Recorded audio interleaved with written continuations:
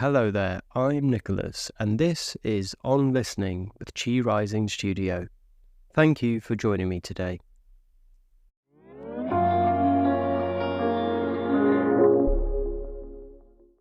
In our ongoing exploration of the 5 elements in TCM, we've journeyed through wood, fire, earth, and metal. Today, we arrive at the final element in this system, water. The water element is associated with winter, with deepness, and with our most fundamental essence. It's a crucial concept in TCM, influencing everything from our physical health to our emotional resilience and spiritual wisdom. In nature, water is fluid, adaptable, and persistent. It can be still, like a lake, or powerful, like a storm. It can wear away mountains over time, or nourish life in the most arid of deserts. These qualities of water, its adaptability, its depth, its potential for both calm and power, are key to understanding how the water element functions within us. In TCM, the water element is primarily associated with the kidneys and bladder. The kidneys, in particular, are seen as the foundation of our vital essence, or what we call Jing in TCM. Jing is a complex concept, but you can think of it as our most fundamental life force. It's the energy we inherit from our parents, the deep reserves we draw upon in times of stress and illness, and the essence we pass on to our children. The kidneys are seen as the storehouse of this Jing, making them crucial to our overall health and longevity. The bladder, the young organ paired with the kidneys, is responsible for the transformation and excretion of fluids in the body. But in TCM, its functions go beyond just physical urination. The bladder meridian, one of the longest in the body, is closely connected to our nervous system and our ability to process and let go of deep-seated emotions. The emotion most deeply associated with water is fear. And this isn't just the momentary, fleeting kind of fear we might feel when startled. It's a deeper, more existential kind of fear. It's the fear we sometimes feel when facing the unknown, when confronting our own mortality, or when pushed to our limits. When water is in balance, we're able to acknowledge and work with our own fears in a healthy way. We can use them as information, helping us navigate challenges and make wise decisions. But when water is out of balance, we sometimes find ourselves overwhelmed by fear, unable to take risks or move forwards in life. Conversely, when we see a deficiency in the water element, this can manifest as recklessness, an inability to recognize genuine threats or to set appropriate boundaries. And this is why cultivating a balanced water element is so crucial for our own emotional well-being and personal growth. And this growth is fundamental to our very existence. Water also largely governs our sense of will, which represents our capacity for endurance, determination, and even long-term memory. When our will is strong, we're able to commit and follow through with our deepest intentions, even in the face of obstacles and setbacks. Cultivating will isn't about forcing ourselves. Instead, it's about aligning our actions with our central values and purposes, much like a river naturally follows its course to the sea. By strengthening our will, we develop the kind of quiet determination that can overcome any obstacle with enough time. And it's through this passage of time that water plays a pivotal role. It receives nourishment from the metal element. The refining, discerning qualities of metal distill life's experiences into wisdom, which then feeds into the deep reflective pools of water. In turn, water nourishes the wood element. Imagine the deep groundwater rising up to nourish the roots of a mighty tree. This is how the water element provides the deep resources needed for growth vision, and new beginnings.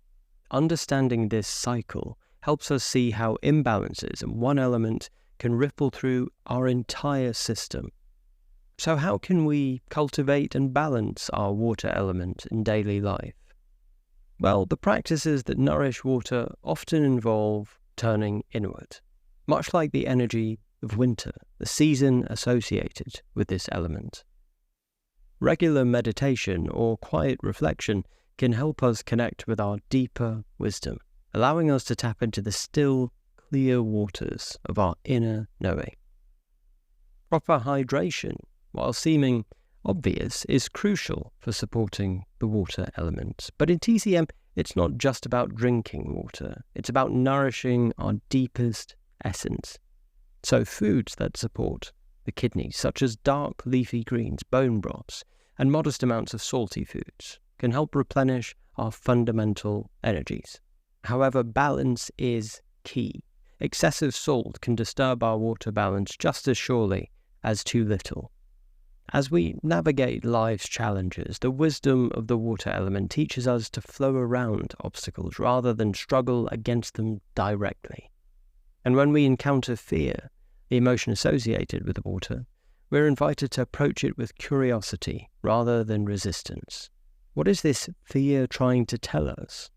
How can we work with it, allowing it to inform our actions without paralyzing us?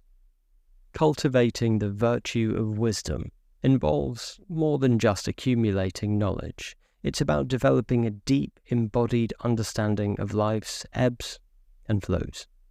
This might involve studying philosophy, engaging in reflective practices like journaling, or simply paying close attention to the cycles and patterns in your life.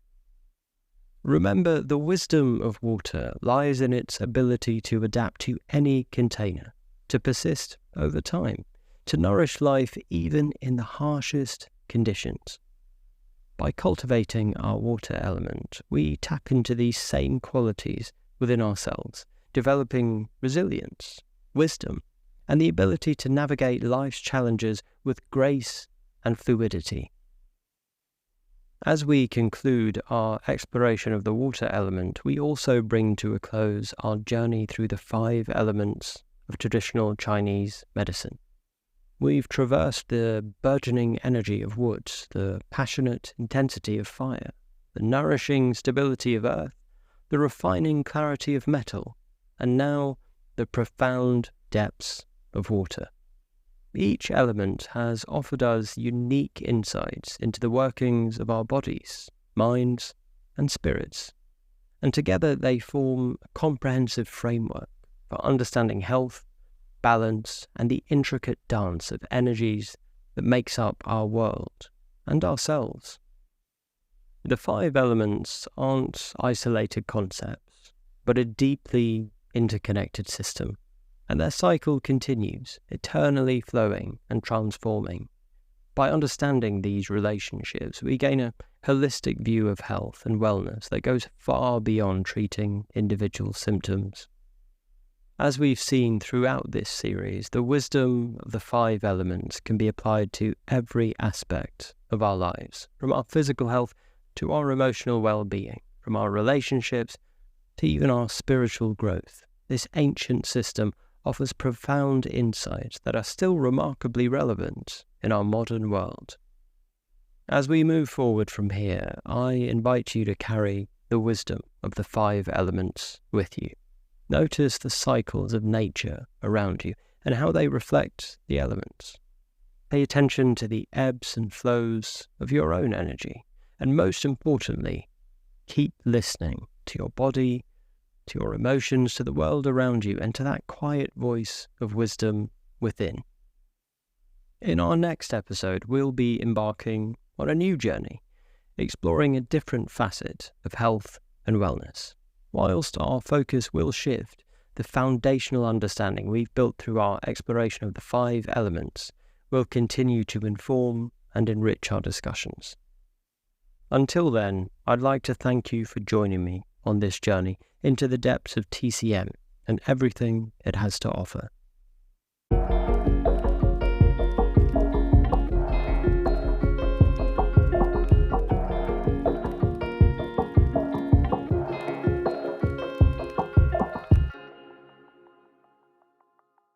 If you found value in this episode, please consider sharing it with a friend who might also find it interesting.